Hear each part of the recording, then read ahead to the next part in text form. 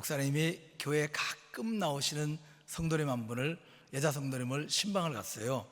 이제 그 성도가 어떻게 살고 있는지 형편도 좀 살피고 또 함께 기도하고 축복하기 위해서 찾아갔습니다.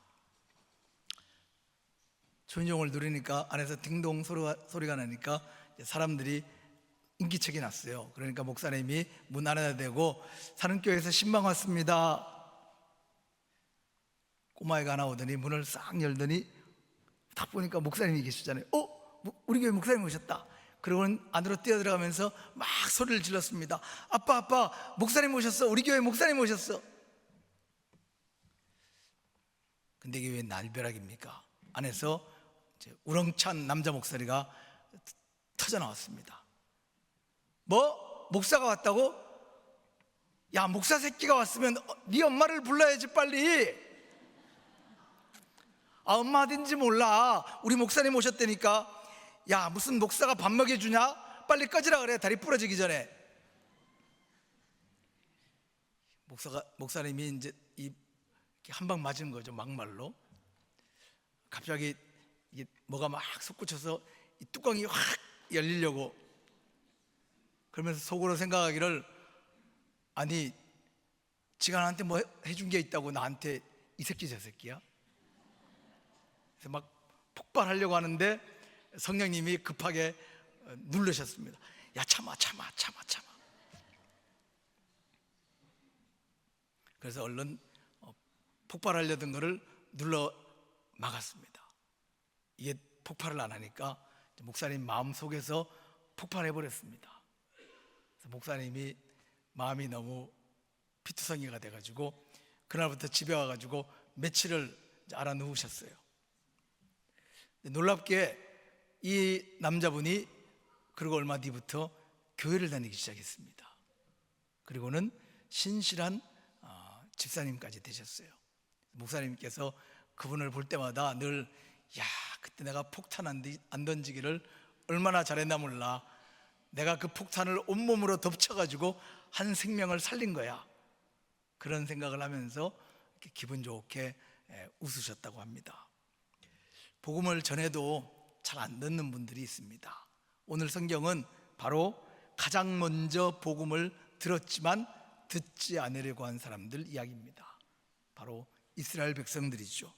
생명을 주는 예수 그리스도의 복음을 그들은 거부했습니다. 전도를 해보면 참 이 귀한 복음인데 듣지 않으려고 하는 사람이 많고 어려움이 많습니다. 수많은 고난에 부딪히기도 합니다. 그러나 고난이 있다고 해서 우리가 전도하는 일을 포기할 수는 없습니다. 전도하다가 고난을 겪으면 세상에 그것보다 더 귀하고 감사한 고난이 어디 있습니까? 왜냐하면 하나님 나라에서 가장 기뻐하는 일을 하다가 어려움을 당하는 거잖아요. 그래서 반대로 보면 사단은 총동원을 해서라도 한 사람이 전도되는 걸 어떻게든지 막으려고 애를 쓰고 또 애를 씁니다. 그래서 전도에는 방해가 엄청 많습니다. 전도하러 가기로 한 날이 되면 웬일이 갑자기 그렇게 그날따라 생기는지, 그리고 만나기로 한 사람도 다가오는 날이 되면 무슨 핑계가 그렇게 많았는지, 약속은 깨지는 게 그냥 일상입니다. 전도는 잠시라도 방심하면 안 됩니다. 왜냐하면 사단은 마지막 순간까지도 포기하지 않고 어떻게든지 한 사람이 주님 앞에 가는 건 막아야 되기 때문이에요.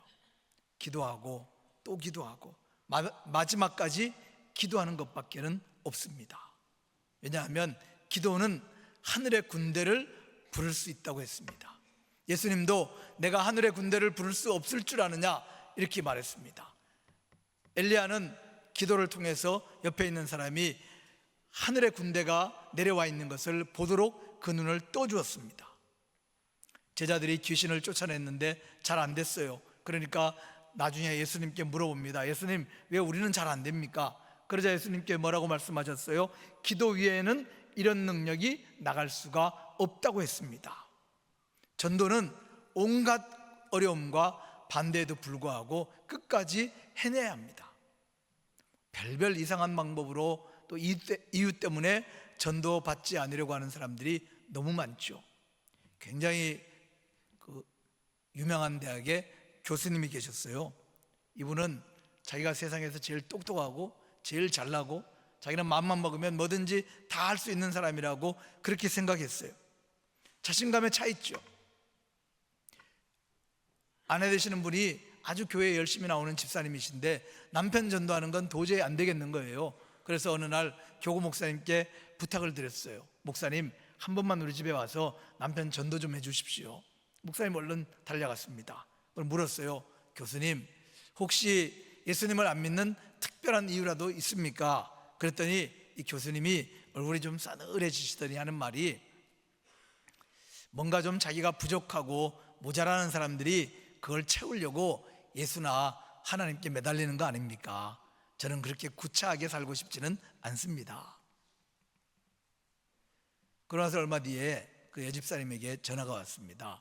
목사님이 받아보니까, 목사님, 우리 남편이 감기가 오래됐는데도 잘 낫질 않아서 병원에 입원을 하려고 합니다. 좀 기도해 주십시오. 전화를 받자마자 목사님이 잘됐다, 전도할 기회다. 그러고는 병원으로 쫓아갔습니다. 병상에 누워 계시는 교수님한테 물었어요. 교수님, 이렇게 병상에 누워 있는데도 자신이 약하다는 생각이 안 드세요?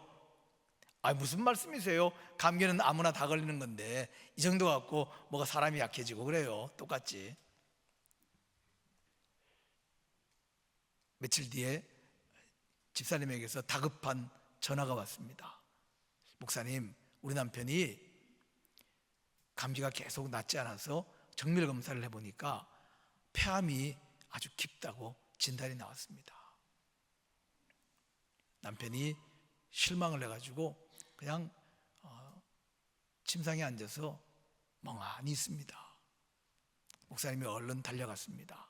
그리고 똑같이 물었어요. 교수님, 정말 자신이 약하다는 생각이 안 드십니까? 그랬더니 이 교수님이 그냥 다 죽어가는 목소리로, 이제 와서 생각해 보니까 내가 참 바보같이 살았습니다. 나는 부끄러운 인생을 살아온 낙오자가 된 것 같습니다. 복음을 들을 수 있는 문이 조금 열리기 시작한 거죠. 그 후에 이 목사님이 여러 차례 그 교수님을 찾아뵙고 복음을 전하고, 결국 이 교수님도 예수 그리스도를 영접하고 세상을 떠나서 천국 가셨습니다. 이 교수님에게 가장 인생의 기쁜 소식은 무엇이었겠습니까? 유명한 대학에 합격한 일입니까? 아니면 그 유명한 대학의 교수가 된 일입니까? 자기가 쓴 논문이 세계적으로 인정받은 겁니까? 아닙니다. 진짜는 이 교수님에게 정말 기쁜 소식은 바로 자기의 모든 죄가 해결되고 거룩한 하나님 앞에 의인으로 갈 수 있는 길이 열려 있다고 하는 소식입니다. 전도는 우리가 생각하는 것보다 사실은 훨씬 더 어렵습니다. 왜냐하면 전도는 보이지 않는 영적인 전쟁이기 때문이에요.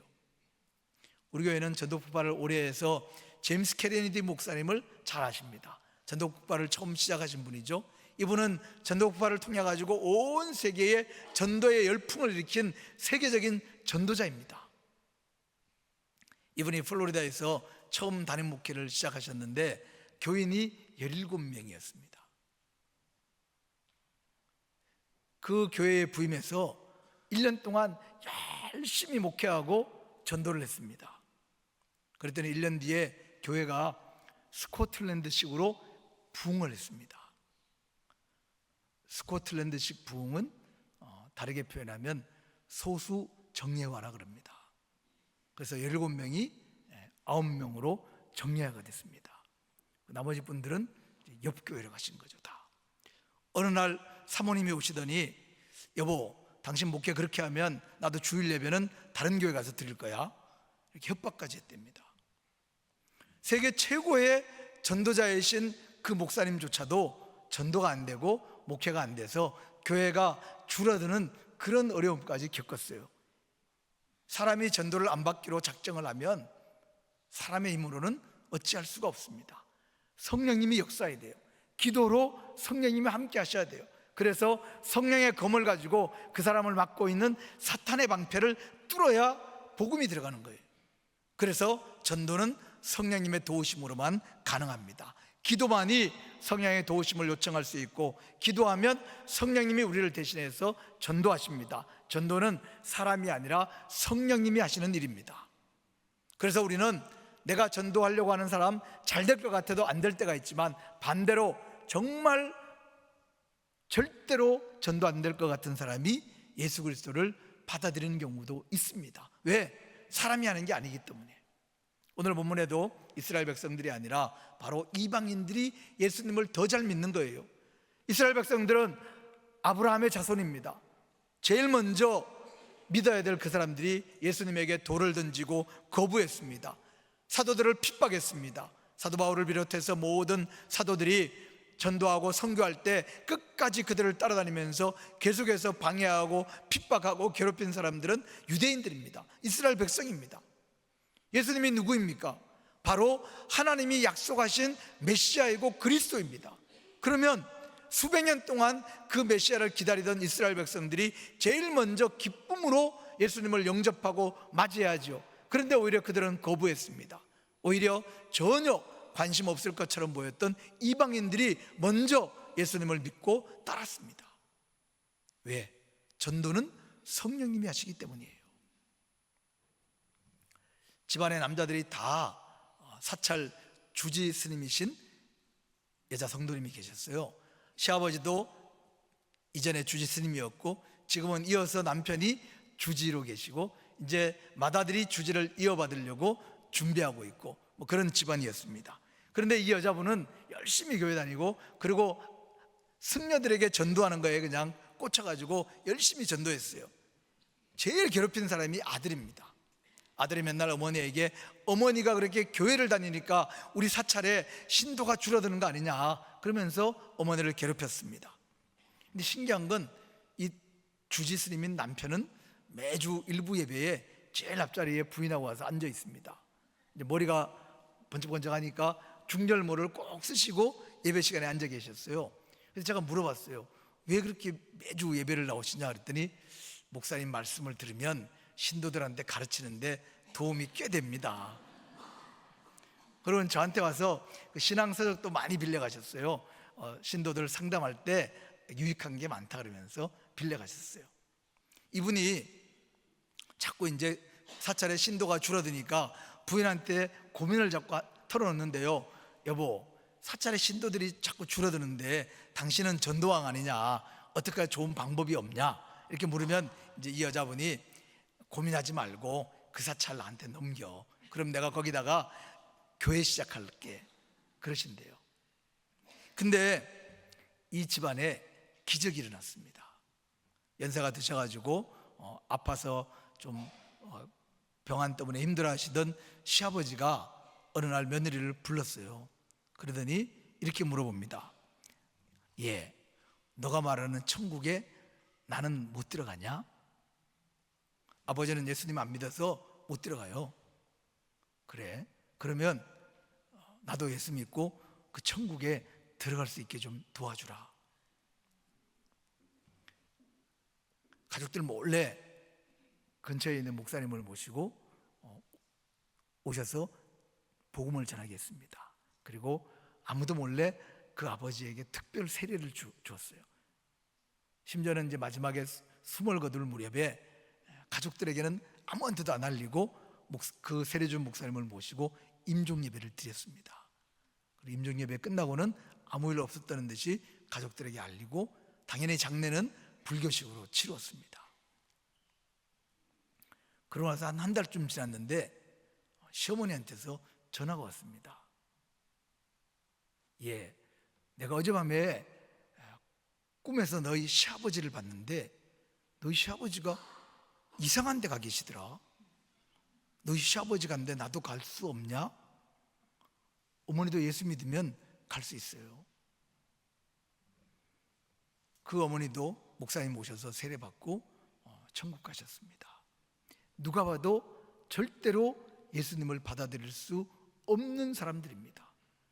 믿지 않을 거라고 당연히 생각할 사람들입니다. 그런데 그들이 예수님을 영접하고 천국 가셨습니다. 전도는 성령님이 하시기 때문입니다. 기대하지 않았던 사람, 조금 더 예상하지 못했던 사람을 주님 앞으로 인도하시는 분은 바로 성령님입니다.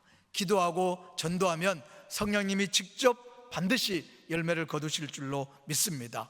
방해가 크면 클수록 성령님도 강하게 역사하십니다. 전도에는 아픔과 고난이 있습니다. 왜냐하면 바로 나 때문에, 나를 위해서 예수님이 자기 생명까지도 내어놓았기 때문이에요. 그리고 그 예수님이 나에게 당부하시고 부탁하셨어요. 자신이 하던 그 구원의 길을, 그 구원의 복음을 대신해서 전해달라고 우리를 부르셨잖아요. 사랑하는 성도 여러분, 모든 전도 결과는 성령님께 맡기고 힘껏 복음을 전하고 예수 그리스도를 증거하는 귀한 주의 자녀가 되시기를 축복합니다.